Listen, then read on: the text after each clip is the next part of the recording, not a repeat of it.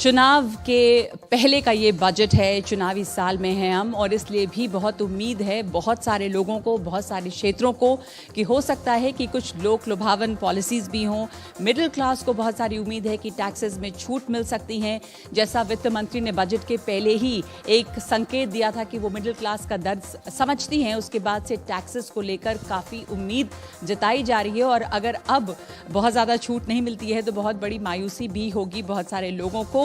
लेकिन साथ साथ मैन्युफैक्चरिंग सेक्टर में किस तरह की उम्मीद है, इंडस्ट्री क्या चाह रही है इस बजट से।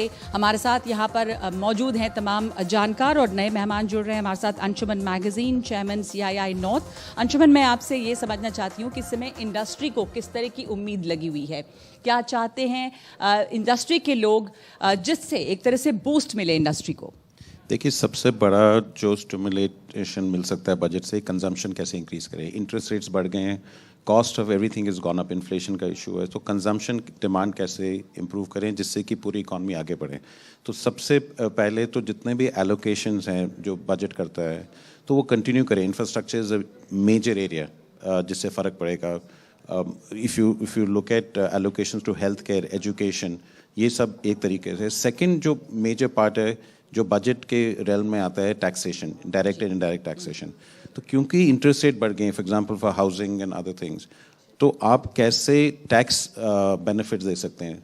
Government of India for last many years been expanding taxes, तो आप टैक्सेस वाइडन कर रहे हैं लेकिन रेट्स कम नहीं कर रहे हैं। क्योंकि नॉर्मली ग्लोबली जहाँ भी आप टैक्सेस वाइडन करते हैं तो आप इंटरेस्ट रेट का जो परसेंटेज उसे कम करते हैं। फॉर लास्ट फ्यू बजट्स ये हुआ नहीं है। So I am hoping in this budget, क्योंकि गवर्नमेंट ने ऑलरेडी टैक्सेस इतने वाइडन किए कि इंटरेस्ट रेट्स टैक्स रेट्स कम होंगे। सो उसमें उसकी वजह से कंजम्पशन में इंक्रीज आएगा। टैक्स रेट कम होंगे ऐसी उम्मीद आपको भी है सेन साहब? आपसे मैं पूछ रही हूँ जी। देखिए, एक शब्द होता है पॉलिटिकल इकोनॉमी, उसके बारे में हम बिजनेसमैन को बोलना थोड़ा मुश्किल है, but on a serious note this has been accepted everywhere कि लॉन्ग टर्म ग्रोथ के लिए moderate taxation rates are important.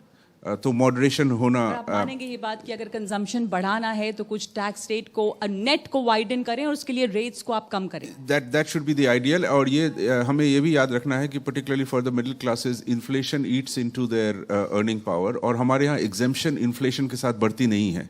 कई देशों में आप देखें वेस्ट में, so what ever is your exemption limit goes up by the inflation, so that in real terms your net taxable amount does not go, base does not go up। वो हमारे यहाँ नहीं है, तो इसलिए कुछ आशाएं तो ज़रूर होंगी मिडिल क्लासेस को। और हमारी ये भी आशाएं हैं कि that should not result continuously in increasing the rates at the top either, because at a certain point the law of diminishing returns भी शुरू हो जाती हैं। तो long term predictable moderate taxation rates are known to be the best, and हम यही आशाएं रखते हैं बस सरकार से। विवेक जी, आपकी भी ये आशा होगी कि अगर कंजम्पशन बढ़ाना है, अगर लोगों की जेब पर भार को कुछ कम करना है, क्योंकि देखिए कई तरह की चीज़ें लोगों को पहले ही चुभ रही हैं।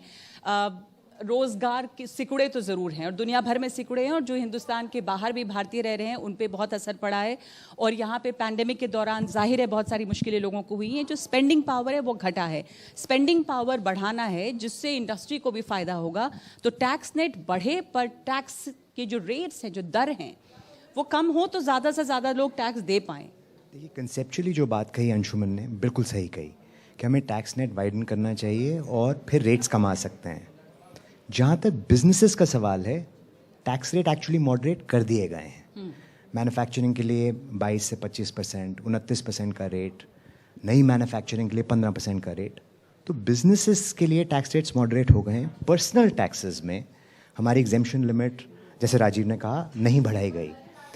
वो सब थोड़ा बहुत किया जा सकता है, पर मुझे लगता है कि इस बजट में गवर्नमेंट स्पेंडिंग पे बहुत फोकस करेगा, पब्लिक स्पेंडिंग पे। और वो पब्लिक स्पेंडिंग, जहाँ एलोकेशंस की भी लोगों ने बात की, उस पब्लिक स्पेंडिंग से बहुत ग्रोथ आती है इकोनॉमी में।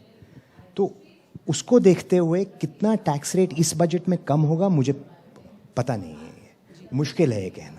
आपको हमारे साथ इस वक्त जुड़ गए हैं सी बैनर्जी, जो DG हैं CII के।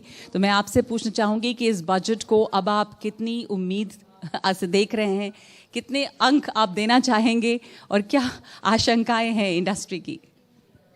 अंक तो मैं कभी भी नहीं दे पाए हैं और अंक में नहीं दे पाऊंगा। वो उसके बाद जब बजट पेश हो जाएगा तो अंक पेश का बाद भी मैं कभी भी अंक नहीं दिए हैं, बट लेकिन कुछ I look at some numbers, you know, I think जो इकोनॉमिक सर्वे आए हैं उनमें से एक one thing that really comes out is that the revival part is over, and I think we need to see much more focus on you know, the good parts of the budget. So I would really look at the fiscal consolidation path to be there. I would really like it to the glide path to be maintained. Number one.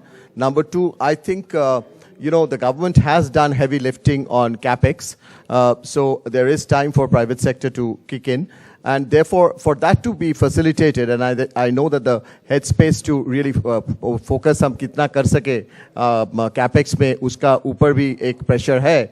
So I would think the government को continue करना चाहिए on areas like decriminalization or ease of doing business, or even areas like cost of doing business. उस सब में जो reforms को आगे जाते हुए हम देखना चाहेंगे. ईज ऑफ डूइंग बिजनेस और कॉस्ट ऑफ डूइंग बिजनेस दो बात कही है, तो ये ईज ऑफ डूइंग बिजनेस पे समय स्थिति क्या है और कितनी आसानी हुई है? ये टर्म तो शायद हटाया भी गया, और ये जो कॉस्ट ऑफ डूइंग बिजनेस है उसमें क्या चाहेंगे आप? सो उसमें जो बात हो रहे थे इंफ्रास्ट्रक्चर फोकस का, cost of doing business, that's a big part of it. गति शक्ति है हम जो हमने बनाए हैं, उसमें ज्यादा इंक्लूजन होने से और भी फैसिलिटेशन होगा. जो आज जो हमारे जो कॉस्ट है, से for instance infrastructure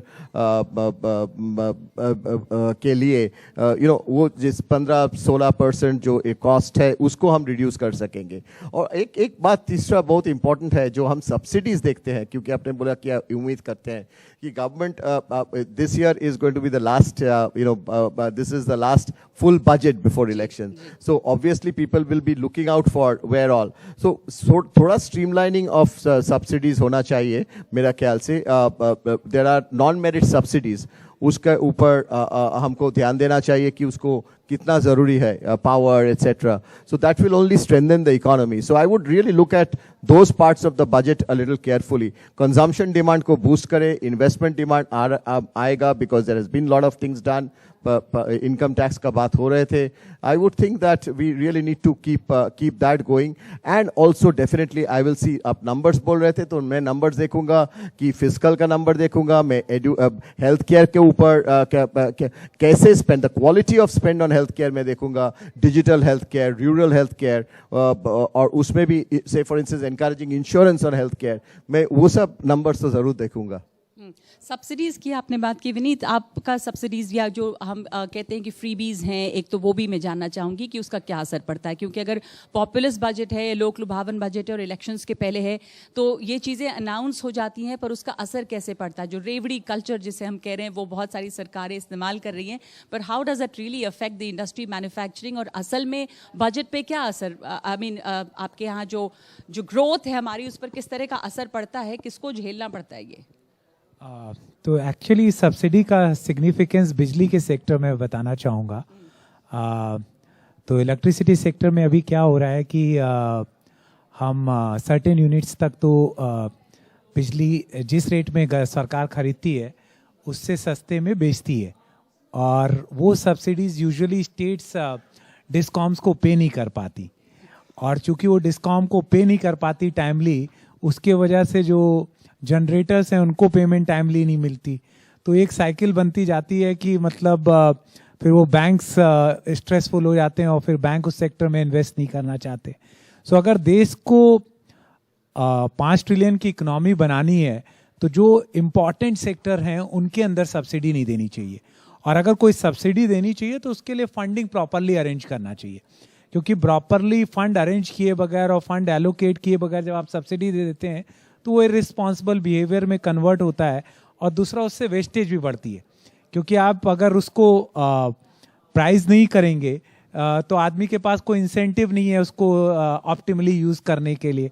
so subsidy से बेटर है कि डायरेक्ट बेनिफिट ट्रांसफ़र करें. उसमें गवर्नमेंट ने काफ़ी अच्छी प्रगति की है, और ऊर्जा के क्षेत्र में तो बहुत ज़्यादा इम्पॉर्टेंट है कि उसको अच्छे से एग्जामिन किया जाए कि सब्सिडी से रियल सेंस में बेनिफिट हो रहा है कि देश को हार्म हो रहा है. आज जैसे मैन्युफैक्चरिंग का सबसे बड़ा प्रॉब्लम क्या है कि हमारी इंडस्ट्री सबसे हाईएस्ट टैरिफ देती है, अनलाइक यूरोप में इंडस्ट्री कम देती है और कंज्यूमर ज़्यादा देते हैं, यहाँ पे इंडस्ट्री उस क्रॉस सब्सिडी को फुलफिल कर रही है, तो हमारी मैन्युफैक्चरिंग बहुत कॉम्पिटेंट हो नहीं पाती बहुत से क्षेत्रों में। तो इसलिए ओवरऑल इम्पैक्ट हर किसी का होता है और उसकी इम्पैक्ट को एनालाइज करना चाहिए सब्सिडी देने से पहले। जी, हमारे साथ आर दिनेश भी जुड़ गए हैं, प्रेसिडेंट डेजिग्नेट CII। स्वागत है आपका, और आपसे भी वही कि इंडस्ट्री क्या उम्मीद रखता है बजट से इस समय? आई थिंक हमारे उम्मीद में तो कंटिन्यूटी ज़रूर होगा। Focus on capex, focus on manufacturing and therefore जो जॉब क्रिएशन हो सकता है उसके साथ, और जो फिस्कल डेफिसिट है वो ज़रूर मेंटेन करेंगे जो अभी पहले हो चुका था। So the focus should be on continuity. जो आप कह रहे हैं कि फोकस ऑन मैन्युफैक्चरिंग और मैन्युफैक्चरिंग को बूस्ट करना, बढ़ावा देना, उसके लिए आप क्या सुझाव देना चाहेंगे?